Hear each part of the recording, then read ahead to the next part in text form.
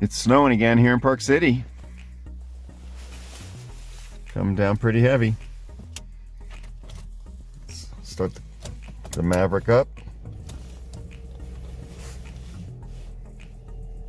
I am already buckled. Hit the OK button right there. Which you don't have to. It'll time out that message after 30 seconds or so. You can see that the brake is on, the parking brake.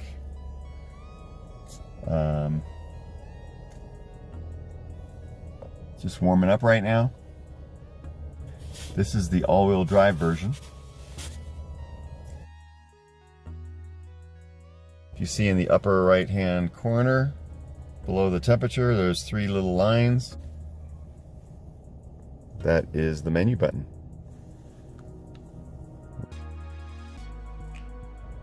And if I want to toggle up and down, I just hit the OK button up or down. Pretty easy. And then if I push in, if I push the OK button in, that means I just selected driver assistance, because this has Co-Pilot 360. So you can see that blind spot can be shut off, but I don't recommend that if you have 360. Pre-collision assist cannot be shut off, fortunately, but the alert sensitivity can be higher or normal. I'm going to leave it at normal. It will help you brake, but I don't think that's a good idea to shut that off. No, please don't do that. If you look down and there's a car stopping in front of you, you want the Maverick to start braking. Lane keeping system helps move you back to the center of the road. If you can't see any lines, then it doesn't identify that. But right now I have it set to alert plus aid. I want to be notified with a sound, and I want the aid means it's going to nudge me back to the middle. It's not a lane centering system like the Lariat has. That's sort of hands-free. This just identifies when you are too far over to one side, gives you an alert, and it nudges you back, steers you back toward the middle. Okay, so I think alert plus aid is the best place to be. I have it set to intensity of high, and a driver alert is a little warning if the Maverick thinks you've been driving a little bit too long. It tells you to take a coffee break. That can also be shut off, but again, I don't think that's a good idea. Why not have the safety features, just in case? It might save you from an accident. Vehicle settings. Regarding the lighting, auto high beam can be shut off, but I don't think that's a good idea either, because it's nice. Not just that they turn on, but if you forget to shut them off around a corner where cars approaching, which I'm sure it's happened to all of us, you blind that other driver coming at you, or you blind the drivers that you're behind that you're coming up to. So auto high beam shuts off automatically if it detects lights either in front of you or coming at you. Great feature, and it's a safety feature because it helps you see better at night when there are no cars around you. Auto lamp delay, I have it set for 20 seconds. I've never changed that. Daytime running lights, yes, that is another important thing. Do not shut that off, because even in the daytime, cars can see you better when your headlights are on, your running headlights are on. It's not your regular nighttime headlights. Just helps identify you. Locks. Auto unlock. Feedback. Audible. You want to hear a sound. Mislock chirp. That means if you go to lock the Maverick and something, a door is slightly open, you'll get a chirp out of the car telling you something's wrong. Remote unlock. This is a great feature here that you can either only unlock the driver's door with the first click of your remote control, or you can unlock all doors with the first click of your remote control. The same works for the keypad on the door if you have an XLT or a Lariat. Entering the code, if you have it set to unlock all, unlocks all 4 doors with the push of the 5-digit code. What's the difference? Why would you want it to only unlock the driver's door? Well, if you are worried that you're in an area that if you unlock all 4 doors and somebody might jump into the passenger side, then you want to leave it as to only unlocking the driver's door so that somebody on the other side of the car can't jump in.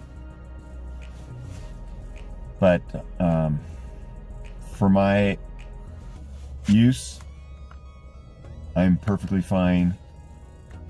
I would rather have all doors unlocked because it's kind of annoying when you push the button once and you try to open the back door and it won't open, to me. So now all 4 doors will unlock together. Remote start. It is on. Climate control. It resets to the last settings. The seats and wheels are going to be on automatic. So if it detects that it's cold, it will turn the seats and wheels heater, the steering wheel I should say, heater on. Duration. You can set it for 5, 10, or 15 minutes. So in other words, when you remote start the vehicle, it'll stay running for either 5, 10, or 15 minutes. And to me, I think 5 minutes is plenty of time to warm a vehicle up, because these seats heat up fast in here. Now to drive away, nobody can drive away when you remote start, because it forces you to lock all the doors before it lets you remote start. The Maverick has to identify that all doors are locked. And then when you do unlock your door, let's say you're gonna jump in the car and you hit your remote control to unlock it,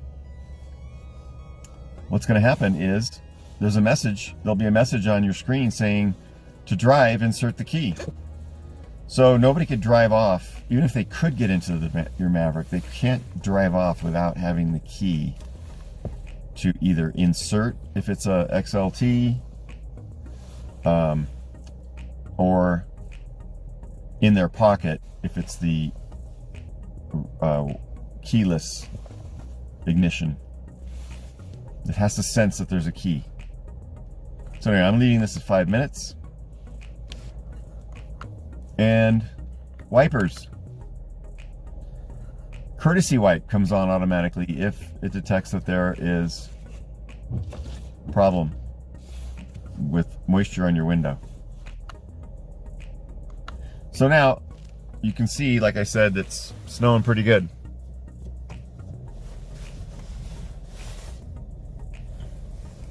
All right, so you see it, that the parking brake is on.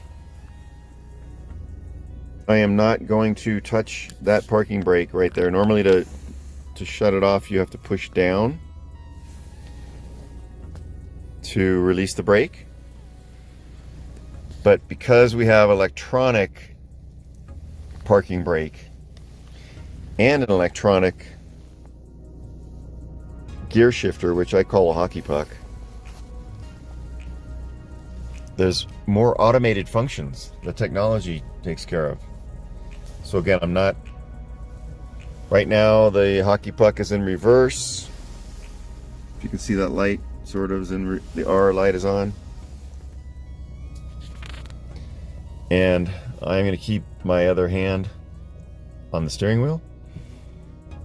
I'm going to push on the gas down there. My foot is going to hit the gas. And as soon as I do that, watch what happens.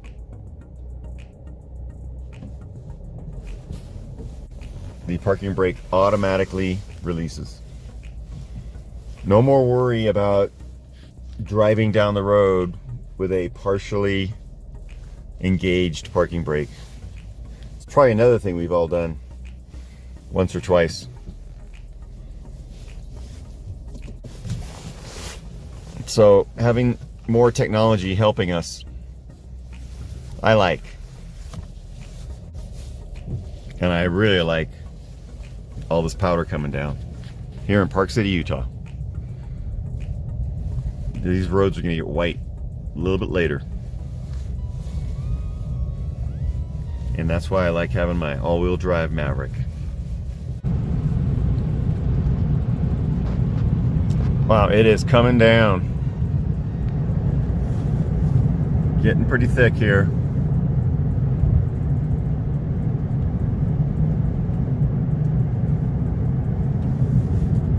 Love it.